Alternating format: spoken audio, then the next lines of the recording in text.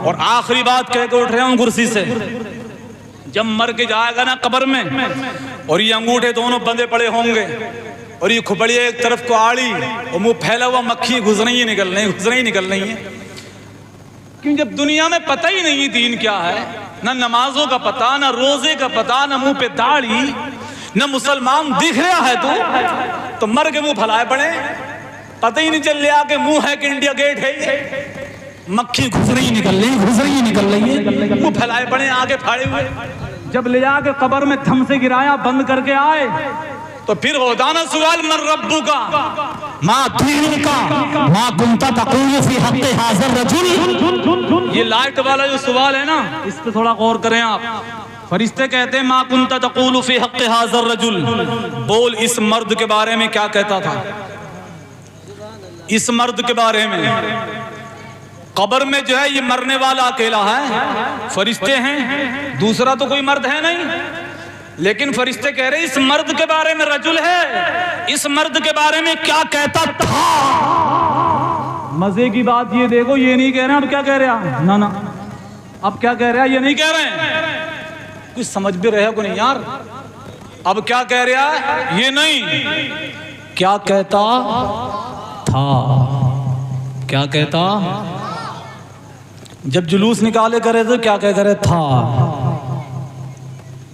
लोग सलाम पढ़े करे थे तो क्या कह करे था, टाणे में दारुल उलूम भट्टे में क्या कहता था, दारुल उलूम रोजे में क्या कहता था, मुंशीगंज पे मदरसे में क्या कहता था, क्या कहता था, इस मर्द के बारे में क्या कहता था। ये पूछ ही नहीं, अब क्या कह रहे हो, कह रहे ये बताओ जमात में तस्बीह लटका के क्या कहता था। तो अब हदीस में हदीस पढ़ के बताऊं, मैं ऐसे नहीं बता रहा, ये क्या कहते हैं ना कब्र में, हदीस में आता ये कहते हैं हा ला अदरी, ये हदीस है, ये कहते हैं हा ला अदरी, पैर नीचे उतारो, हा ला अदरी, तवज्जो, हा ला अदरी, अफसोस इनके बारे में मैं तो जानता ही नहीं, इनके बारे में मैं तो जानता ही नहीं। और अगर ईमान है तो ये तुम कब्र में नबी की शबी दिखाते, इनके बारे में क्या कहता था। और अगर ईमान और सही है तो शबी नहीं दिखाते, यहाँ से लेके मदीना शरीफ तक के पर्दे उठा दिए जाते हैं, फिर पूछा जाता इनके बारे में क्या कहता था। और अगर ईमान बिल्कुल मुकम्मल है, कामिल है, तो शबी नहीं दिखाई जाती है, पर्दे नहीं हटाए जाते, बल्कि बनफ्से नफीस मेरे मुस्तफा कब्र में जलवगर होते हैं। फिर पूछा जाता है बोल इनके बारे में क्या कहता था, तो बोल दो क्या कहता था।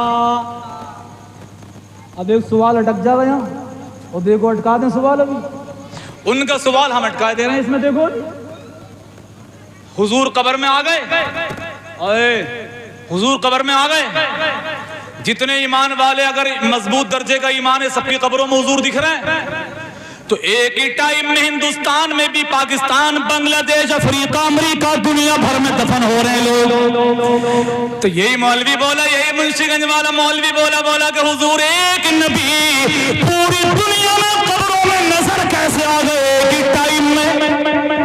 बोलो सवाल सही लग रहा नहीं लग रहा, बजाहिर हिल गया, लेकिन ये हिल गया, पेच से निकालने की जरूरत नहीं, फूंक से उड़ जाएगा।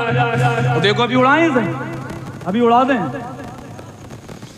बोले एक नबी पूरी दुनिया में कब्रों में कैसे, हमने कहा सुन, नबी रूह निकालने वाले इसराइल भी तो एक ही है, इसराइल पूरी दुनिया में एक ही टाइम में तमाम लोगों की रूह कैसे निकाल लेता है। जब इसराइल की परवाज का ये आलम, तो परवाज़ मुस्तफा का आलम क्या होगा। सुभान अल्लाह, सुभान अल्लाह। जवाब बहुत हो माशाल्लाह। जवाब हो गया। जी जी जी। इसराइल के सदक़े में नबी को नहीं बनाया, नबी के सदक़े में इसराइल को बनाया। और कब्रों में सवाल करने वाले फरिश्ते भी दो ही है, वो ही करते हैं सब में। जब ये दो फरिश्ते सब में सवाल कर सकते हैं तो मेरा नबी भी पूरी दुनिया में नजर आ सकता है। सुभान अल्लाह, सुभान अल्लाह। कोई मजबूरी लाचारी नहीं है, लेकिन मैं कहता हूँ